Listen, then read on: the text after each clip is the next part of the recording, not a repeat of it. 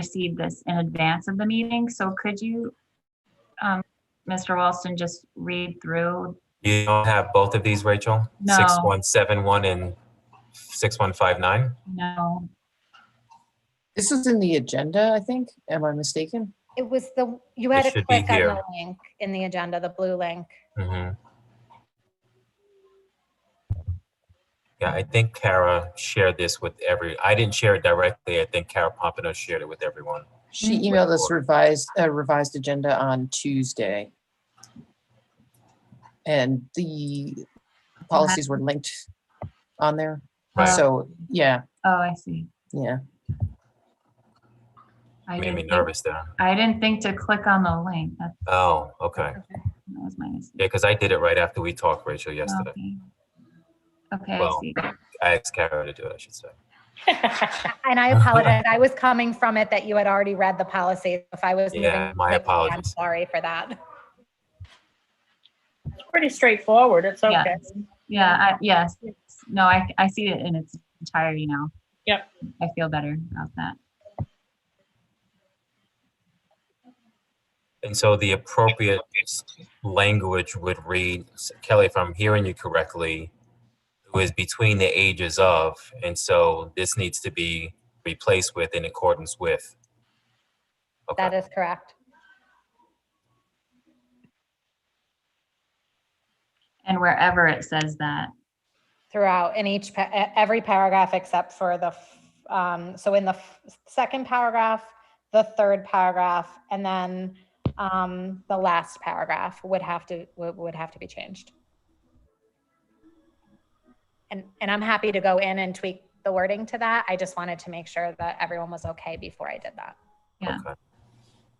I mean, it sounds like we all are okay with that. Are there any objections from the committee? No. Okay. I just have one other question. Kevin, every time we bring this to the board, it goes before us lately. It's gone before us to vote on every single time instead of the first reading, the second reading, and then we finally vote on the last reading. And when we vote on the first and second, I always feel like we're voting to accept it. And I guess I'm not understanding why we don't just put it on the board agenda for the first reading. And then people come back with objections or if they have any.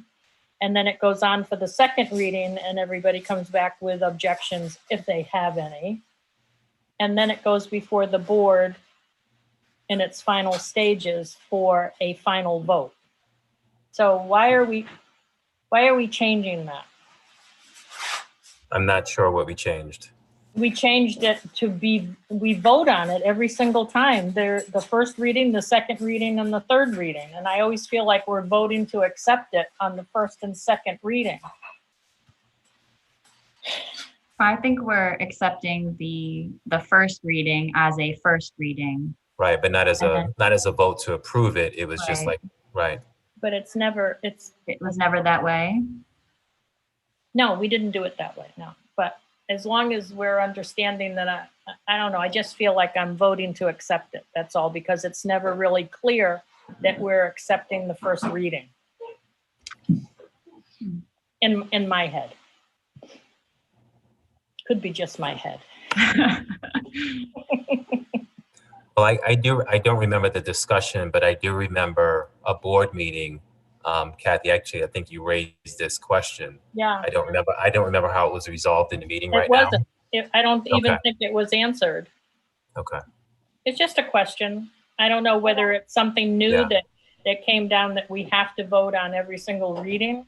Yeah, it's nothing that I've introduced new, that's for sure. I mean, in my experience, it's been first reading. And so it's first reading available for the board to review, but also for the public to see and review. And then a second reading for the board to review and this public to see. Correct. And then if there's no updates, and then it's approved. There you go. So you're still talking about really three readings. I look at, and again, we go back to the very first reading to bring it to the board. The board look at it, okay? And we accept that the board had brought this to, the committee has brought this to the board. The second One is if there's any corrections to be made, then you Right. have to make a motion to accept those corrections, okay, as a group. This is my understanding from what, we have been If through. there are any, yes. A long time, Kathy, they used to just bring us the first reading, we look at it, accept it, and then the second reading, if there was no correction, we accepted the recommendation. Okay. Okay, did you hear me? Or I got Yep. shut off? Yep, I heard you.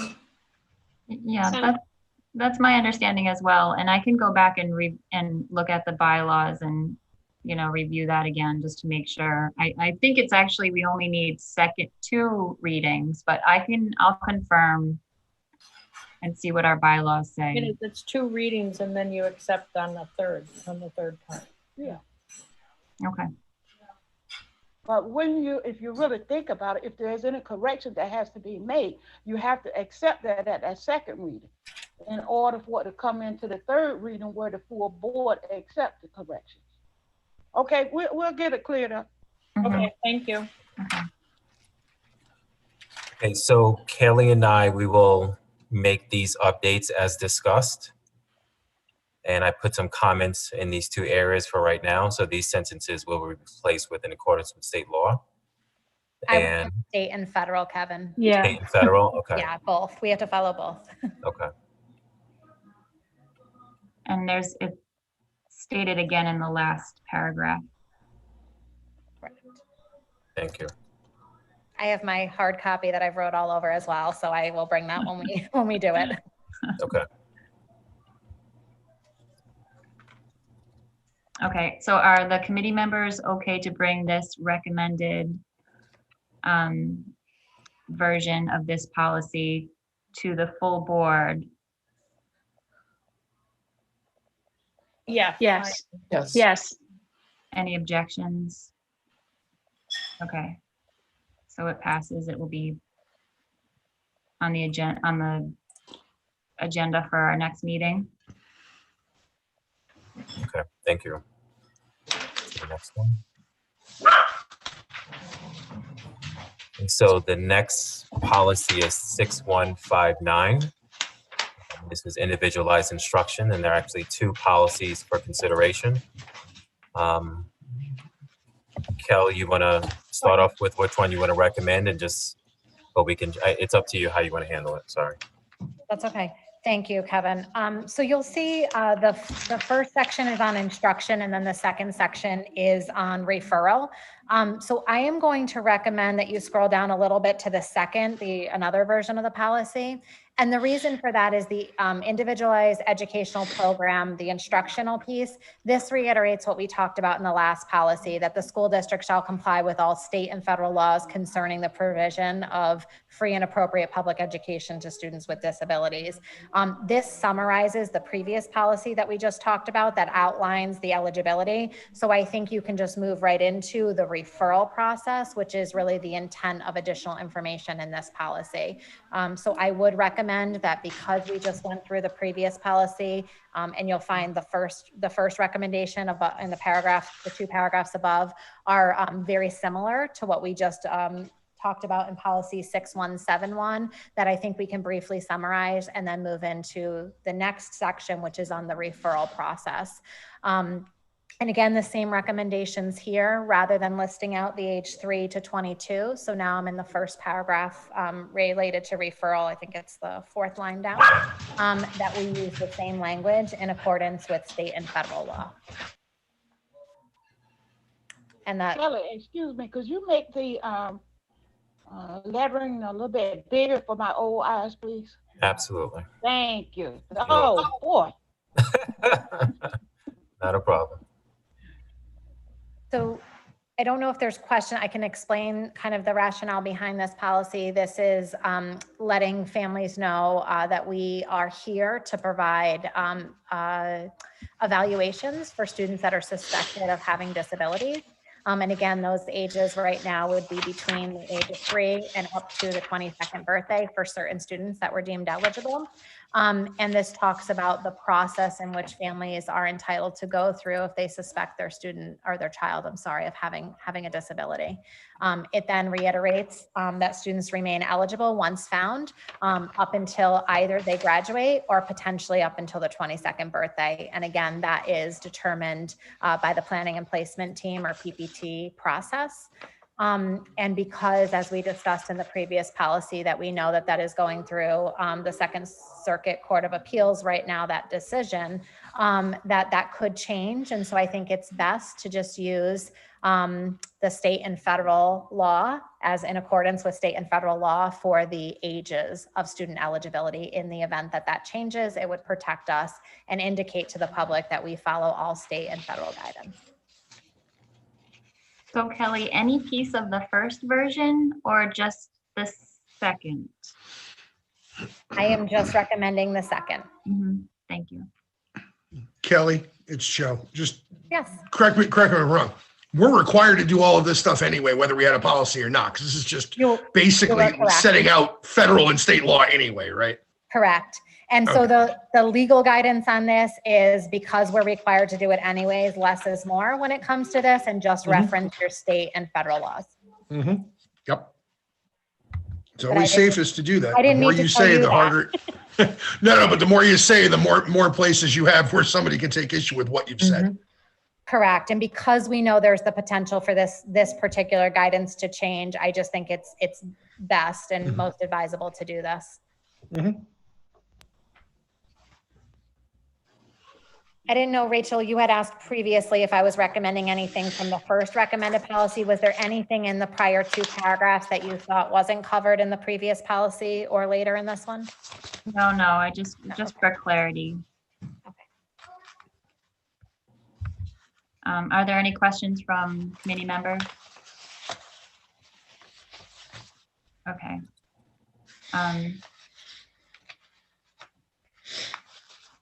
Can we vote to move this to the full board as recommended? Yes. Yes, absolutely. Thank you. Any objection, opposition, concern? Okay, so moved. Thank you very much. Thank you, Kelly. Thanks, Cal.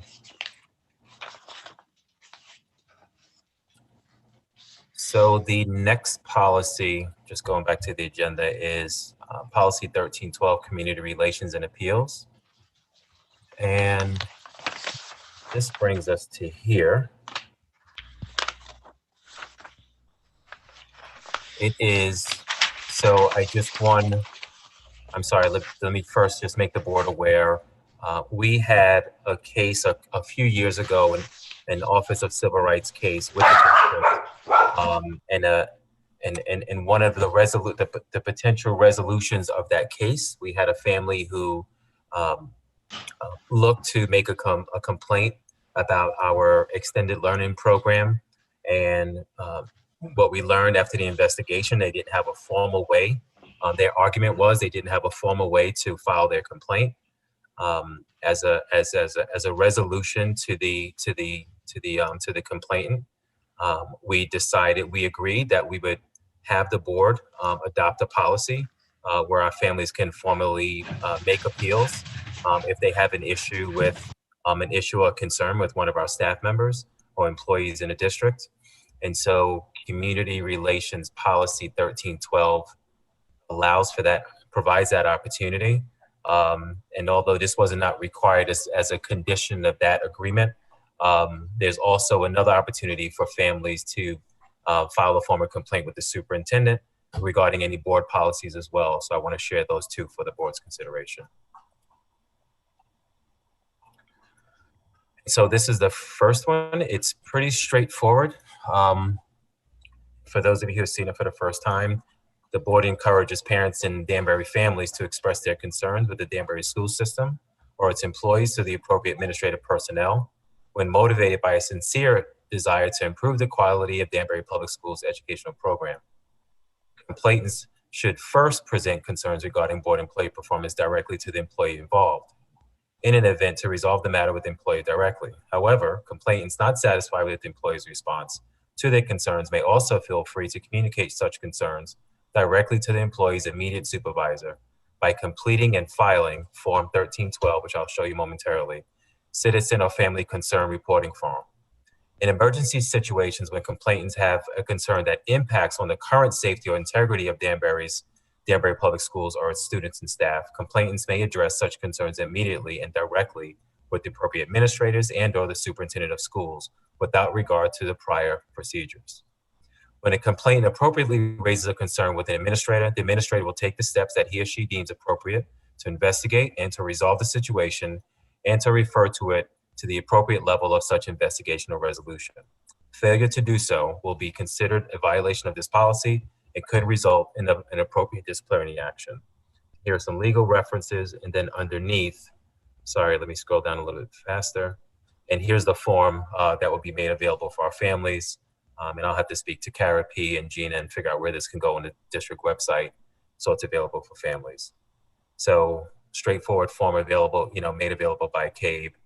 Parents will include their name, if there are students involved, their concern, staff members involved, detailed statement, and they would submit that to my office, and I put it in there exactly who that needs to submit it to.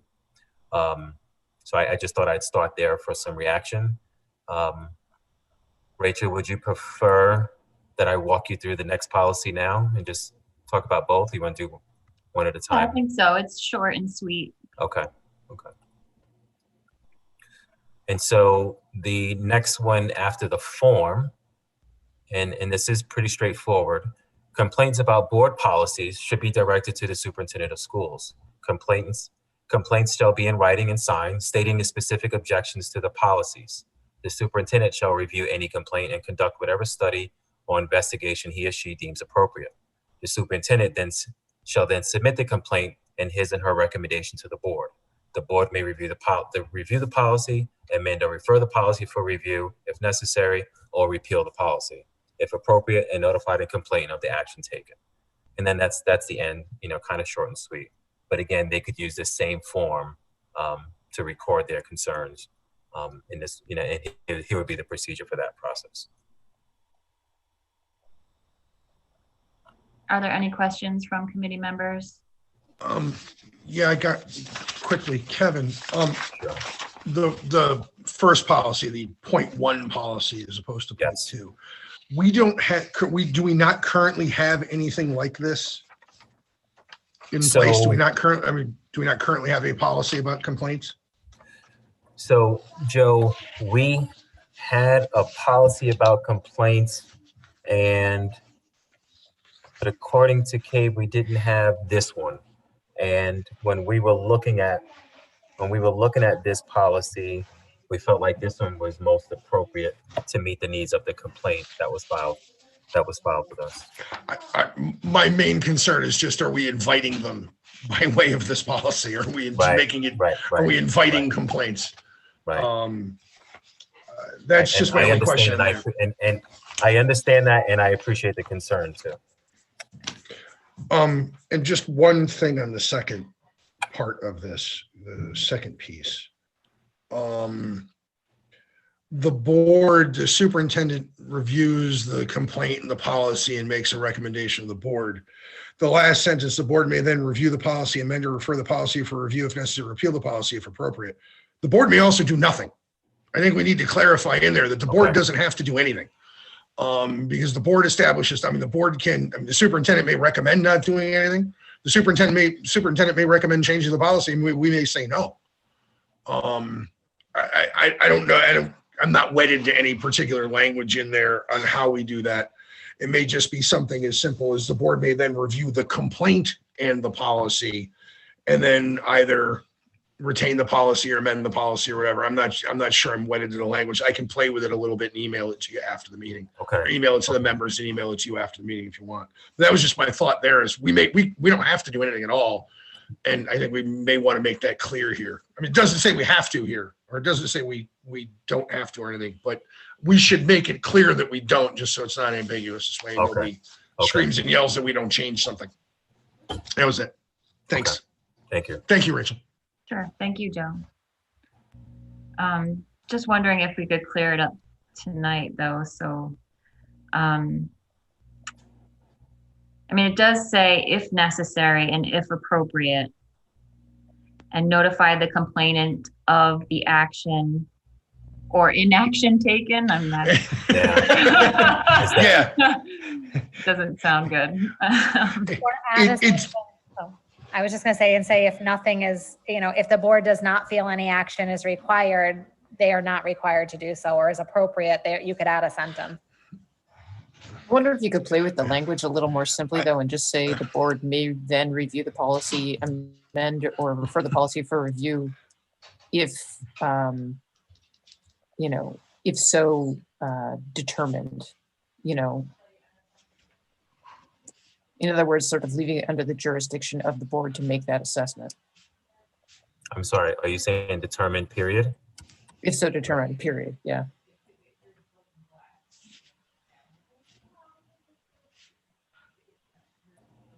I guess you'd have to add repeal up further. And then what would be the next sentence again? I can just bold it and see if you like the way it feels, and you can come back and change it. A suggestion. Now, this probably flies in the face of Kate's keep it simple. Because when was the last time a lawyer wrote anything and kept it simple? Maybe we just need an extra sentence to the effect of the board is under no obligation to accept the superintendent's recommendation and or change the policy as a result of the complaint or recommendation.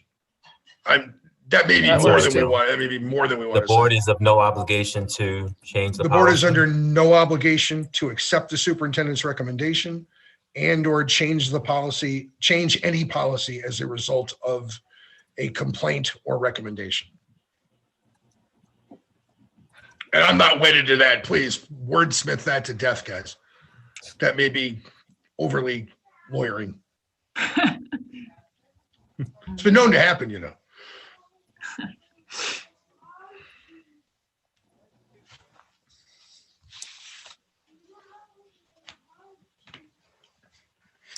So in this scenario, then is that too much? Yeah. I think it is, and it's got a negative connotation to it. Yeah, it does. It's kind of mean-spirited. Yeah. Two lawyers. I'm trying to make it unambiguous, but you're right. It's a little in your face. Which is okay, but we may want to. The tone may not be good. The board may. It's as it was written. It's not holding us to anything. It's the board may then. No, it's not. Review the policy, amend or refer the policy for review if necessary, or repeal the policy if appropriate, and notify the complainant of the action. How about the board may, comma, if it deems it, if it chooses, comma, then review the policy or something, or the board may, comma, but is not obligated to then review the policy or something like that. Yeah. But not obligated to. Yeah, I like that. Or they must consider, like you must consider it, but you're not obligated to do anything. Actually, I don't think we can say must, because I don't think we can bind a future board on what they have to consider or not. The board may, but not obligated to, review the policy and then refer the policy. Yeah, but is not obligated to. Yeah. I think we need the is. But is not, yeah. But is under no obligation to. Yeah, that might work. It might be better.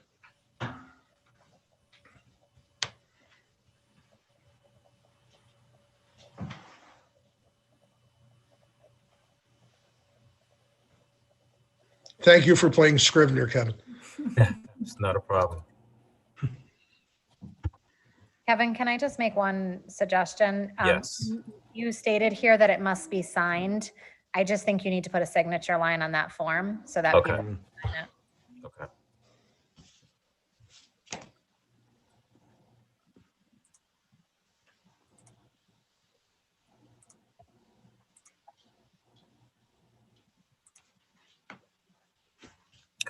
I'll add this.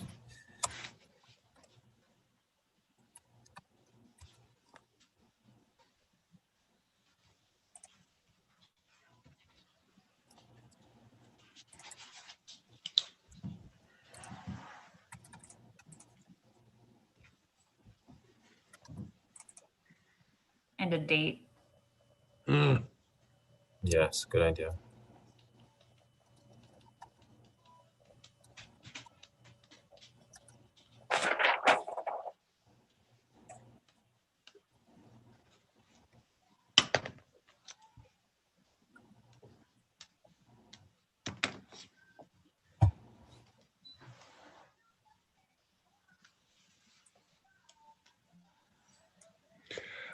I think in that sentence where it says the board may, comma, but is under no obligation to, I think we need a comma after the two. Right here, Joe? I think so.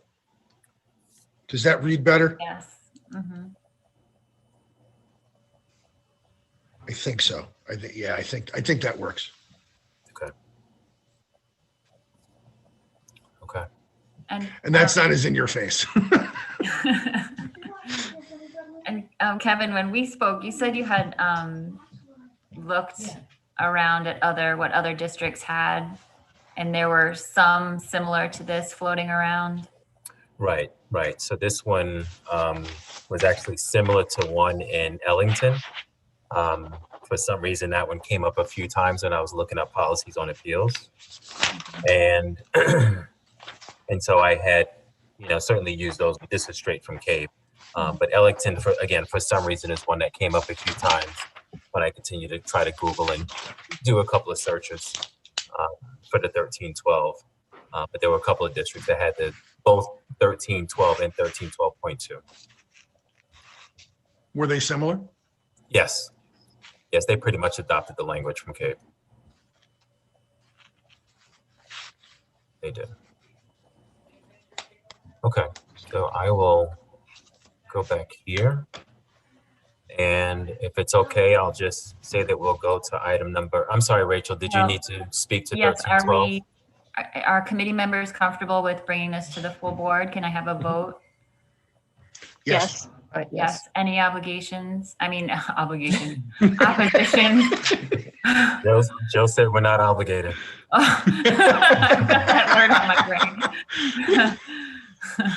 Okay, We great. need like a lawyer's note, just like a mom's note or something. Right? So this will go to the agenda at our next meeting for our first reading. Okay, thank you, Mr. Wilson. All right, thank you. So the last one is CABE audit and next steps. I'm going to close this out so I can see and speak to you. We have, and it's been a while since we've, outside of our emergency policies, it's been a while since we have reconvened as a board to focus on policies. In preparation for this meeting today, I was trying to get in touch with CABE because for those of you who may recall, we had partnered with CABE, went in contract with CABE policies, and CABE to work on our policies. They conducted an audit for us. I believe it was 2019 now. And we received the feedback from the audit, and they revealed, the outstanding policies. We were pretty much in, we pretty much had all of the policies that were mandated by the district, but they did have a number of recommended policies for us. They broke it down by series. And then as CABE's process, they literally push out hard copies of the series, one series at a time. So I get hundreds of copies in my office. And now I have thousands of copies of my office because it's, they continue to mail them over the last several months. So I have reached out to CABE and asked them if, number one, the policies that have already been approved, that this board has approved over the years, because part of the agreement is not only would they conduct the audit, but they would also post our policies online so that those could be reflected electronically. The agreement that we had entered in with them was once the entire series, all of the series are completed, then they would post it online. And so the question I have asked, and I just left a message yesterday, so forgive me. So I'm still waiting to get back to Vinny, but the question that I left for him is, can we start posting the policies that we already have approved, post them now, and then perhaps monthly we can update anything that the board has approved and continue to post that up online. That our online system to access the policies electronically, I would imagine, are a frustration for the public because they're frustrating for us as employees in the district. And it's really, we're kind of limited by, by our own system right now. And so we're asking Vinny to get some help. It's probably it could be at an additional cost because now they would be working to upload these things monthly. So I will find out what that cost might be. I'm not gonna suggest that he charge us more, but I'm anticipating that the cost will be more because it's very different than doing it all at once versus doing it monthly. But if it's okay with the board, I am going to ask Vinny what the cost would be, so at least all of our work can be reflected into into our database. And then after we, every month as we continue to complete policies, we can have them updated online for everyone to see.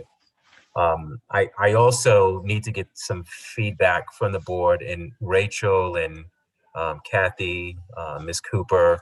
So just before the board turned over and we had some new faces on the board, welcome. I remember Rachel and we were sitting in that conference room with a whole series of policies. I mean, I regret now, like I probably overwhelmed everyone on the subcommittee. That's probably why they didn't come back. And I brought hundreds of policies and had books for everyone. And then we start and aggressively, and I regret that now. I had a conversation with Rachel about this yesterday. And regretfully, I think tried to overwhelm, and it was a little bit too ambitious in trying to get too many policies approved at once. And so, but I do need to get a feel from this board, from this committee. What do you feel like we have an appetite for? Certainly some policies like tonight can move a little faster. I'll just say this quickly, and Rachel will probably smile when I mention this. We had a conversation with the previous board, and we had 3 meetings. We couldn't agree on, the committee couldn't agree on whether or not board members can participate electronically or not. And the committee felt strongly, some felt strongly they should, and some felt strongly that they should be there. And meanwhile, a year later, here all of us are, participating in this platform. But I don't want to. This is my long way of saying I don't want to introduce 5 or 8 policies and it be counterproductive. And so, is 5 a good number? Should we stay in the 3 to 5 zone? And I don't know, Rachel. Maybe I think we had a good process going before. We can kind of review what those are. And so, if you say, "Hey, we can do all 5," I think this looks good. And I just want to get a feel of what this board might feel comfortable, this committee might feel comfortable with. I have my thoughts, but I'd like to open it up to others first. Maybe it just depends on what they are. Some policies are going to be quicker than others. Some are short. Yeah. Some are, we got to do it anyway, guys. It's the law. Other ones, maybe it requires more conversation. So maybe we have to kind of pick and choose and cherry pick. There may be one where we're going to get one, if it's electronic access to meetings when we're live, that's going to engender a lot of conversation. Maybe that's the only one we do that month. If we have 5 that are like the ones we did tonight, we could have done 10 of these. Right. I mean, it's, no problem. How good are we at predicting which of those policies are going to elicit that kind of conversation? Well, that's the challenge now, ain't it? So I wonder if there's like a procedural thing that we could do, Rachel, in the meetings where we say like, okay, we've had, X number of minutes of conversation and it seems like people are, we need a longer conversation about it. So we're going to table it so that we have like a certain number that we line up each time. And then if we run into like a roadblock policy because, we're just having trouble working it out, we just table it. And yeah, that sounds reasonable. Sounds like a good plan. Kathy, you had something to say? I just think that as the chairperson, you know what our bandwidth is. You should, determine which ones would take a really long time to discuss and come Okay. to an agreement. You can guess the train wrecks. A good guess at the train. Okay, Yeah. so maybe that's some pre-work that Kevin and I can do Okay. before we bring it to the committee. I think like shooting for 5, but I mean, it all depends, and let's review them before we put the agenda together. And then if we have to table, you know, we can decide to do that during our meeting. Mhm. I think that was a good suggestion, Kate. Thank you. Mr. Walker, since nobody asked me, I like the idea of 3 to 5. You keep your time within an hour, 15 minutes, and not to go over. If you feel like you're gonna get stalemate, like Joe said, we just table until the next time. But work on 3 to 5 each meeting and see where we go. Sounds good. Okay. So 15 every meeting. You got it, Ms. Cooper. 5 hours straight policy committee meeting. I love it. Okay. Thank you. I have a very large I'll coffee have it. cup. I'll have it ready. Absolutely. Thank you. And so we want to continue with I thought we had a good system, you know, before everything came to a halt in March, a year ago. So if we could continue our once a month, first Wednesday of the month at 6 p.m. And to continue the audit. Lost my train of thought. Was there anything else? No, it was those 3 this evening. I'll have some more information from Vinny, and I can come back and see if there's an additional cost to that request. Right. See if we can get them posted immediately instead of waiting till they're all done. Kevin, if they were going to post them for us anyway, they're still posting the same amount of stuff. They're just spending 20 minutes now instead of 7 hours in a year. So if they try to charge us more, maybe we push back on that a little bit. Okay. I appreciate it, Joe. Just a thought. No, I agree. May not go anywhere. I agree. Nor does it make sense for a board to have to wait until the entire process is completed anyway. But Sal negotiated a really good price. So as he's really good at. Great.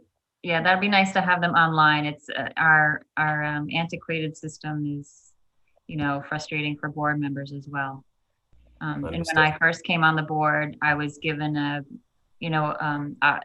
hard copy of some of the manual, but it wasn't complete, and I wasn't aware of that at the time. So I mean, I have some old policies, but I don't even know if they've been updated since then. So that would be nice to have and to easily navigate. So appreciate that. I'll work on it, absolutely.